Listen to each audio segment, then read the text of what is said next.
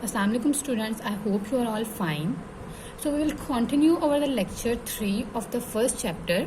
Students, do underline the important lines with me. Let's start the lecture. If the person belches. We were studying the indigestion, जो कि हमारी body में एक digestive system की disease होती है जो कि इंडाइजेशन होती है, उसी को हम लोग कंटिन्यू रखेंगे. If a person belches, some of the acid comes out up the gullet, causes the burning sensation which is sometimes called heat burn. Indigestion can usually be cured by taking a tablet or drink which can contain an alkali that will neutralize the acid. A person who constantly has too much acid in his stomach may get an ulcer. This is when the acid starts to eat into the walls of the stomach, which then become raw and painful. Ulcer seems to be the most common in the middle-aged and elderly people, and often seems to be brought on by the overwork and the worry. Students, इसमें इन्होंने हमें ये बताया है कि indigestion में ये होता है कि जब एक इंसान डकार लेता है तो उसका जो स्टमक में एसिड प्रोड्यूस हुआ होता है वो एसिड हमारे गलेट में आ जाता है, जिसकी वजह से एक बर्निंग सेंसेशन होती है. एक बर्निंग सेंसेशन, एक जलन महसूस होती है, और इस कंडीशन को हम लोग कहते हैं हार्ट बर्न. इंडाइजेशन जो होती है उसको हम लोग ज़्यादातर टैबलेट लेके या कुछ सर्टन ऐसे ड्रिंक्स लेके क्योर कर सकते हैं जिसके अंदर अल्कली मौजूद हो. अल्कली ये काम करेगा कि हमारे जो एसिड प्रोड्यूस हुआ है उसको बैलेंस कर देगा बेस हमारे अल्कली के साथ, जिसकी वजह से हम लोगों की जो कंडीशन है वो क्योर हो जाएगी. A person who constantly has too much acid, अगर एक इंसान की बॉडी में के स्टमक में बहुत ज़्यादा एसिड एक रेगुलर अमाउंट में और कॉन्स्टेंटली प्रोड्यूस हो रहा है तो उस कंडीशन को हम लोग कहेंगे अल्सर. और ये जो अल्सर होता है ये हमारे स्टमक की वॉल्स को स्टार्ट टू ईट, खाना स्टार्ट कर देता है, जिसकी वजह से जो हमारी स्टमक की वॉल्स होती हैं वो रॉ होती हैं और ज़्यादा तकलीफ दे हो जाती हैं. अल्सर जो होता है वो ज़्यादातर मिडिल एज के लोगों में होता है या फिर एल्डरली पीपल जो कि बुजुर्ग लोग होते हैं, और ये ज़्यादातर जो ये कंडीशन होती है ये ओवरवर्क की वजह से, ज़्यादा काम की वजह से या स्ट्रेस की वजह से होती है. Now the second condition is diarrhoea. Infected food can be vomited from the stomach quite soon after it is eaten. More often, the germs are busy breeding and multiplying in your digestive system before you begin to feel ill. White blood cells rush to destroy the germs, and the liquid food is rushed through the digestive system and out of the rectum. You can see why diarrhea is often called the runs. हमारी body में जितना भी infected food produce होता है students, उस food को vomit के through हमारी बॉडी एक्सक्रीट आउट कर देती है, रिलीज कर देती है, पास आउट कर देती है.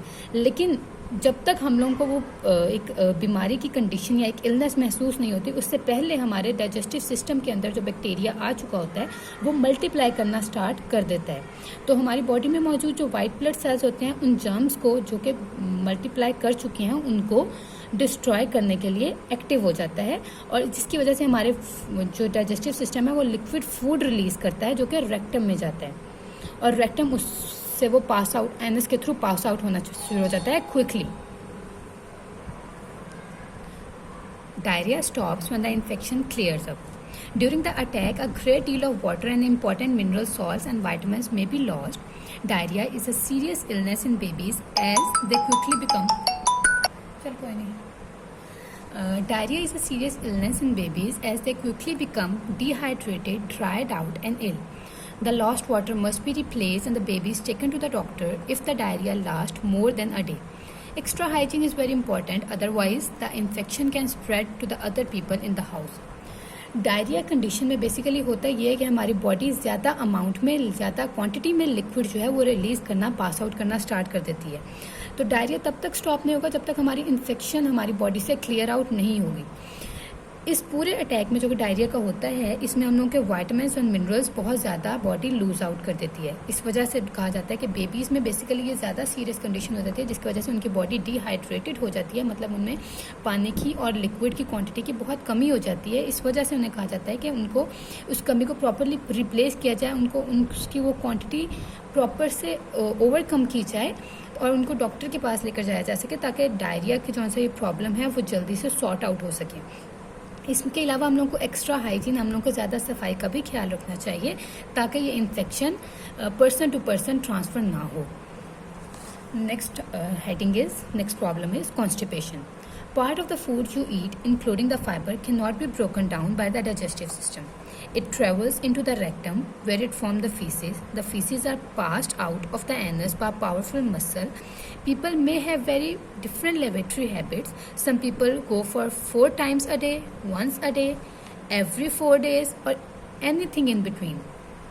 स्टूडेंट्स, इसमें उन्होंने ये बताया कि जो हम फूड खाते हैं उसके अंदर मौजूद होता है वो फाइबर जो हम लोग प्लांट मटेरियल लेते हैं, जो प्लांट फूड लेते हैं, उनसे हम लोगों को मिलता है. हमारा डाइजेस्टिव सिस्टम उस फाइबर को डाइजेस्ट नहीं कर सकता. इस वजह से उस अनडाइजेस्टेड फाइबर को हमारी बॉडी फीसिस की फॉर्म में रेक्टम से एनस तक लेकर आती है और उसको बॉडी से पास आउट कर देती है. If the feces are not passed out according to their usual pattern, they may become thick, hard and dry. This is because the waste stays in the large intestine for longer and has more of the unusual amount of water absorbed from it. The thick, hard and the dry feces are uncomfortable and even painful to pass. Students, यहाँ पे उन्होंने हमें ये बताया है कि जो हमारे फीसेस जो बॉडी में अनडाइजेस्टेड फूड की फॉर्म में आते हैं रेक्टम में, अगर वो एक प्रॉपर पैटर्न के एक नॉर्मल वे से हमारी बॉडी से रिलीज नहीं होते तो वो हमारे लार्ज इंटेस्टाइन में स्टोर होते हैं और वो थिक, हार्ड और ड्राई हो जाते हैं. इस वजह से, क्योंकि हमारा लार्ज इंटेस्टाइन ज़्यादा देर स्टोरेज की वजह से उससे ज़्यादा अमाउंट में वाटर को एब्जॉर्ब कर लेते हैं. और जो सा ये हार्ड और ड्राई फीसेस होते हैं, ये ज़्यादा देर स्टोरेज की वजह से अनकम्फर्टेबल बॉडी को अनकम्फर्टेबल करते हैं और उसको रिलीज करने के लिए ज़्यादा तकलीफ दे होते हैं. Constipation is not a serious and worry can make it worse. It is important to go to the toilet at the same time each day and when you have plenty of time. If nothing happens after, say 10 minutes, do not worry. Try again the next day. Drink up the 3 liters of water a day and make sure you have enough fiber in your diet to improve the tone of muscles of the rectum and keep the feces bulky and soft. Make sure you have plenty of exercise since there is no better way to improve the muscles tone. यहाँ पे students ने हमें ये बताया कि जो constipation होती है वो कोई इतनी सीरियस प्रॉब्लम नहीं होती. आप अपने लेबोरेटरी हैबिट जो है उसको अगर आप प्रॉपरली फॉलो कर रहे हैं, कंटिन्यूस एक प्रॉपर तरीके से आपकी बॉडी से एक्सक्रीट आउट हो रहे हैं, तो आपको लोगों के लिए कोई वरी करने की, परेशानी की, स्ट्रेस लेने की बात नहीं है. लेकिन अगर इन केस अगर आपको कोई प्रॉब्लम कंटिन्यू रहती है तो आपको चाहिए कि आप बहुत ज़्यादा अमाउंट में, that is 3 litres of water एक दिन में पिएं और अपनी डाइट में, अपने फूड में वो चीज़ें शामिल करें जिसमें फ़ाइबर ज़्यादा हो. अब ये फाइबर जो होगा वो ये करेगा कि हमारे जो रेक्टम के मसल्स हैं उनको इम्प्रूव करेगा, उनको बेहतर करेगा ताकि वो फंक्शन अपना परफॉर्म कर सकें ज़्यादा बेहतर तरीके से. और इस फाइबर की वजह से जो फीसेस जो हमारे हार्ड हो रहे होते हैं वो सॉफ्ट होंगे, जिसको हम लोग इजीली पास आउट कर सकते हैं बॉडी में से. This improves the tone of the muscles of the rectum and keeps the faces bulky and soft. ये फाइबर जो होता है ये रेक्टम के मसल्स को बेहतर करेगा और फेसेस को सॉफ्ट रखेगा. Make sure you have plenty of exercise since there is no better way to improve the muscles tone. यहाँ पर उन्होंने हमें ये बताया है कि हम लोगों के पास exercise, excessive amount of water और फाइबर इंटेक के अलावा कोई तीसरा मेथड नहीं है जिससे हम लोग उसको क्योर कर सकते हैं. इन तीनों के इंटेक से और एक्सरसाइज से, प्रॉपर एक्सरसाइज से हम लोग इस अपने मसल्स को, रेक्टम के मसल्स को बेहतर कर सकते हैं ताकि वो अपना फंक्शन कर सकें. Try to avoid laxatives. These are the medicines to soften the feces. They work, but there is a risk that they may cause the powerful muscles of the rectum to lose their muscle tone and become lazy. Then need even stronger laxative to help you to go to the lavatory. यहाँ पे उन्होंने हमें ये बताया students कि हम लोगों को इस कंडीशन में लेक्सेटिव्स नहीं लेनी चाहिए, यानी ऐसी मेडिसिन्स नहीं लेनी चाहिए जिससे हम लोगों की कंडीशन क्योर हो, क्योंकि ये मेडिसिन्स हमारे फेसेस को सॉफ्ट तो करती हैं, हम लोगों की प्रॉब्लम को क्योर तो करती हैं, लेकिन इसमें हमारे पास रिस्क ये है कि जो हमारे रेक्टम के मसल्स हैं उनकी वो लेज़ी हो सकते हैं और वो अपना फंक्शन लूज़ कर सकते हैं, प्रॉपर्ली परफॉर्म नहीं कर सकते. और इस कंडीशन में हम लोगों को ज़्यादा स्ट्रॉन्गर अमाउंट में, ज़्यादा स्ट्रॉन्ग पोटेंसी की मेडिसिन लेनी होंगी ताकि हम लोग उस मेडिसिन से अपनी उस डिजीज़ को क्योर कर सकें.